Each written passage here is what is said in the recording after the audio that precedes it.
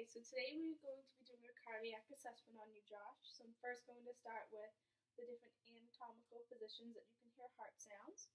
So right here is your suprasternal notch. And then over here is your clavicle, and about an inch down is your second intercostal space. The first intercostal space is unpalpable because it is behind the clavicle.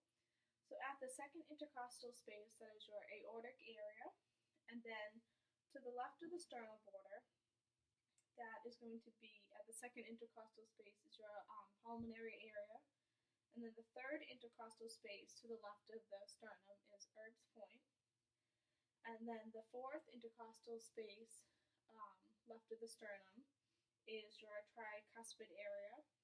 And then at the fifth intercostal space, mid-clavicular line, is your mitral area or your apical area of the heart. Okay, so next I'm going to have the patient be laying down and I'm going to inspect the area. So I'm looking for any pulsations, and many times you may see pulsations here at the fifth intercostal space at the mid-clavicular line. This would be where your left ventricle is, also noting to be sure there is no lifting of the heart. Also, we would want to put our tangential light on this area, so if you could look this way for me, Josh. We'll be looking at the jugular vein for any distension. If there was any distension, that could be because of fluid overload, and you could see pulsations in the vein.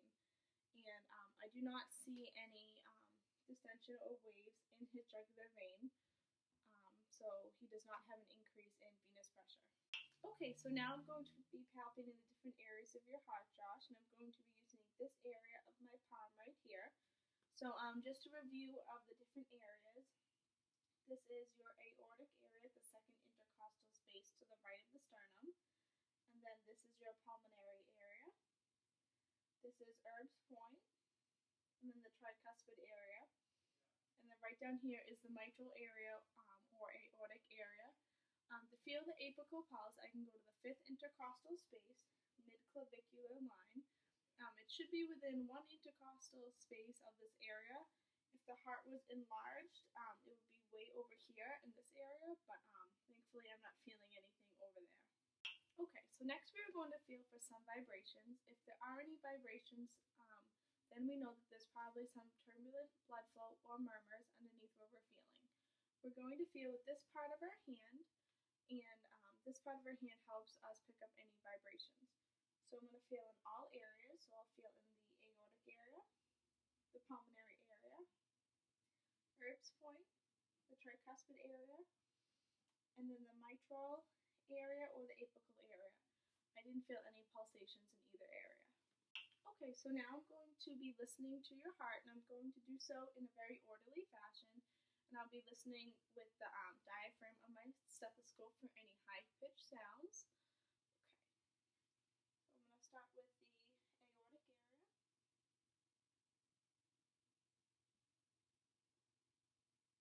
The pulmonary area. Erb's point. The tricuspid area. And the mitral area.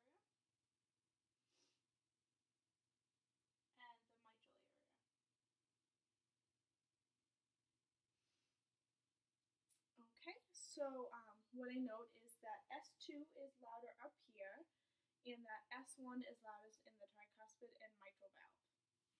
Okay, so now I'm going to be listening with the bell on my stethoscope for any low-pitched sounds or murmurs, and then S3 and S4 are low-pitched sounds, so I'm going to listen.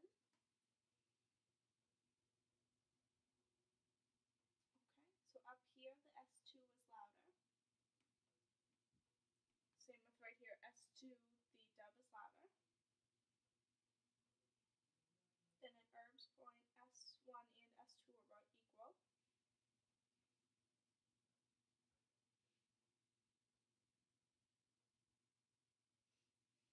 Okay, at the tricuspid area and the mitral area, S1, the lub is louder than S2, the dub, and there is no S3 or S4 sounds heard. Okay, so here I have Josh laying in the left lateral side position.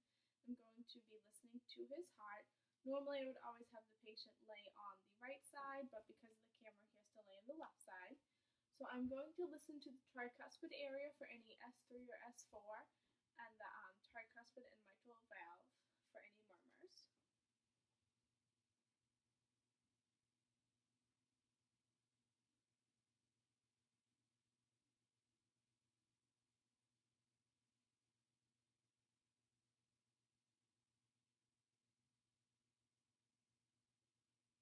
And I would listen as well with my bell as well to each section.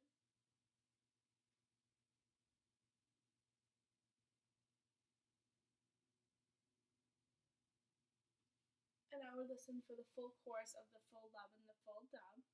Um, and I don't hear any aortic or pulmonary murmurs. I don't hear any S3 or S4 as well.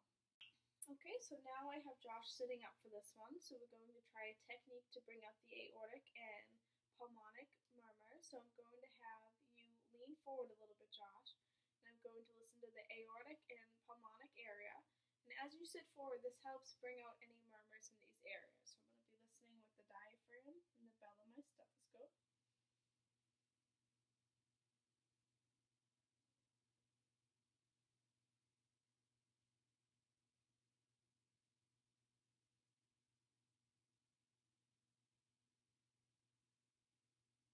And I don't hear any murmurs in the aortic or pulmonic areas.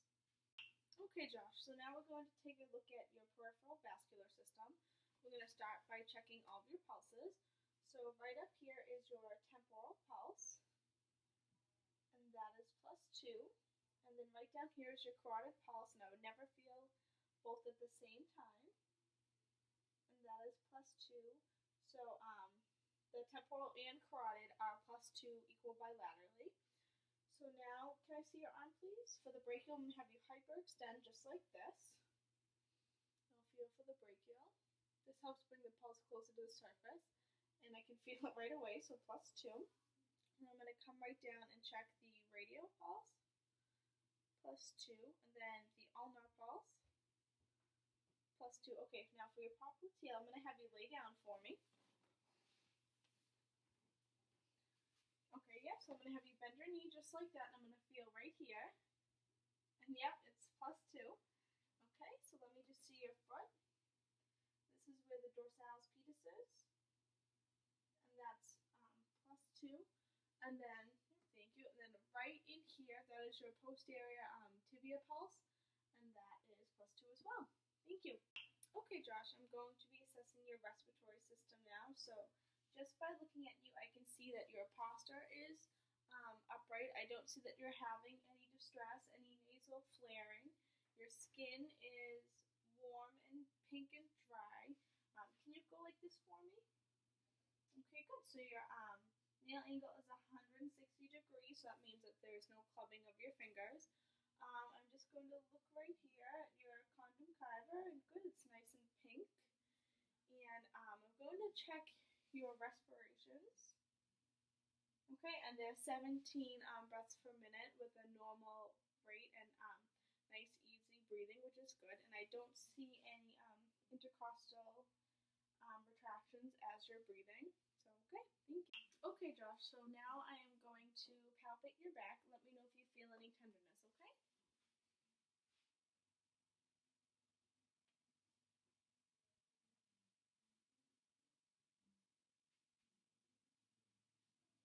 Is that tender at all? Okay, so I don't feel any masses or any crepitus or any tumors. And did that hurt at all? Okay, thank you. Okay, Josh, so now I'm going to check your thoracic expansion around T10. So I'm going to put my hands right here. Okay, can you take a nice big deep breath for me? Okay, good. So you have good thoracic expansion, and I can note equal movement when you take an inhale and when you exhale. Okay, Josh, so now we're going to do tactile fremitus, and I'm going to be using this part of my hand to pick up any vibrations. So every time you feel my hand placement move, say 99. 99. Okay, good.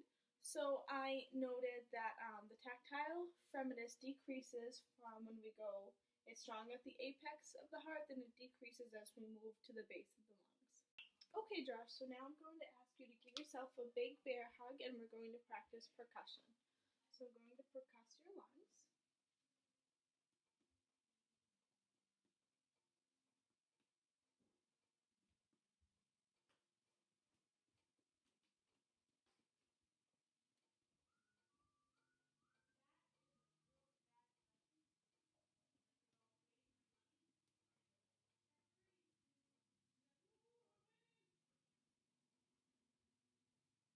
Okay. So I can note that there are resonance throughout your lungs and that the dullness occurs as you start to get down here in your lungs.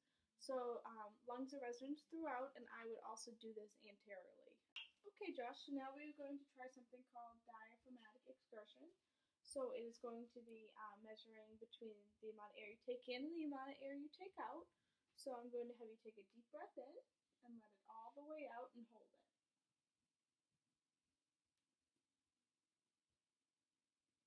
Okay, you can breathe normally for me now. I'm just going to put a piece of tape right here.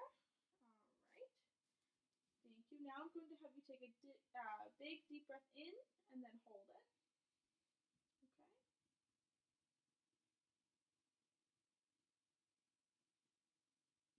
Okay, now you can breathe normally. I'm just going to put another piece of tape right here. Okay, that is for your full inspiration. So the first line is your exhalation and the second line is your inhalation. So now I'm just going to measure the distance in between. Okay, and I'm getting about 4 centimeters, which is within normal limits of 3 to 5 centimeters. And I was also do the same on the other side, just to make sure it was the same. Okay, Josh, so now I'm going to auscultate your lungs, and we would want to oscillate them posteriorly, anteriorly, and laterally, but for the purpose of this video, I'm only going to do them posteriorly, but I would do them anteriorly and laterally. So I'm going to have you take some big deep breaths through your mouth, in and out, and if you become dizzy at all, please let me know by just raising your hand. I'm going to be listening for a good deep breath in and out fully. Okay. So if you could take a breath. Good. And again.